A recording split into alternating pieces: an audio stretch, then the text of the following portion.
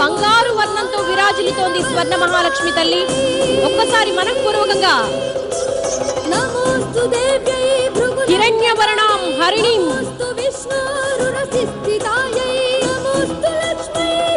స్వర్ణ మహాలక్ష్మికి, స్వర్ణ మహాలక్ష్మికి, స్వర్ణ మహాలక్ష్మికి జై.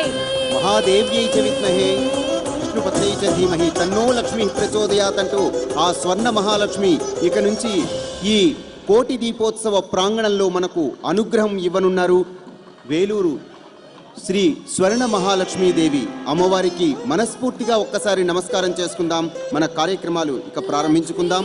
ఇస్కాన్ బృందం భజన గీతాలు ఆలపించేందుకు వేదిక మీద సిద్ధంగా ఉన్నారు. వారిని ప్రారంభించవలసిందిగా కోరుతున్నాం.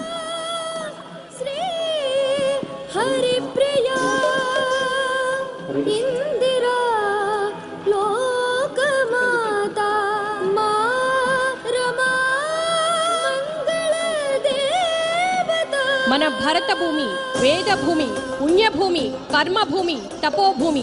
సనాతన హైందవ ధర్మానికి వేదమే ప్రామాణికం.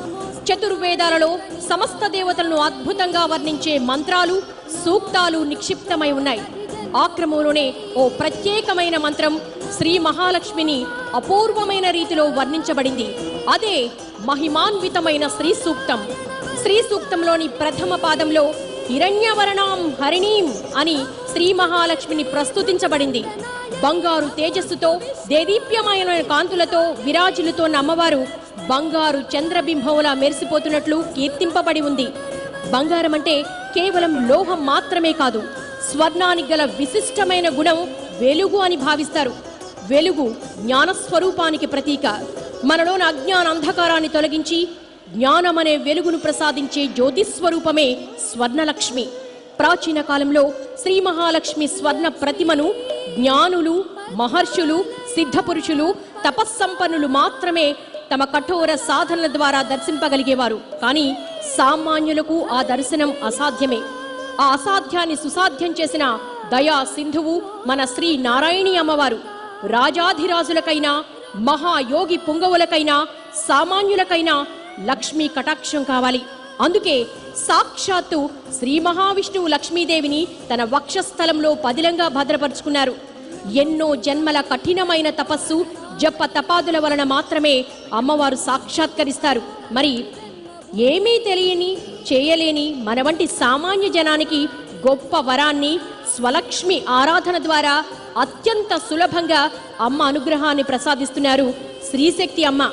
ఈ కలియుగంలో అనేక కష్టాలలో జీవిస్తున్న సామాన్య భక్త జనావళిని తరింపచేసే గొప్ప సంకల్పంతో శ్రీ నారాయణి అమ్మ స్వర్ణలక్ష్మిని రూపొందించారు.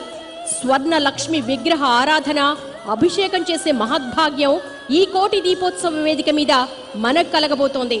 అపారమైన అమ్మ కరుణకు స్వర్ణలక్ష్మి నిలువెత్తు నిదర్శనంగా నిలుస్తోంది. స్వర్ణలక్ష్మిని సమీపించి అభిషేకం చేసినంత మాత్రానే భక్తులకు కలిగే ఆధ్యాత్మిక అనుభూతి అనిర్వచనీయం. ఎందుకంటే ప్రతి వ్యక్తిలోనూ ఆత్మస్వరూపం స్వర్ణం లక్ష్మి కరుణా కటాక్ష వీక్షణాలతో జాగృతమై పరమాత్మ స్వరూపంతో మమేకమైపోతుంది. మనస్సులో ఉండే అజ్ఞానమనే చీకట్లు తొలగిపోయి అమ్మవారి వెలుగులు మనసంతా నిండిపోతాయి. అమ్మవారి దివ్యమంగళ విగ్రహాన్ని కంటితో దర్శించడం గాని, అభిషేకం గాని పూర్వజన్మ సుకృతంగా భావించాలి. మరి ఈ కోటి దీపోత్సవం అంతటి పుణ్యఫలాన్ని అందుకోబోతోంది, అనంత కోటి పుణ్యఫలాన్ని అందుకోబోతోంది.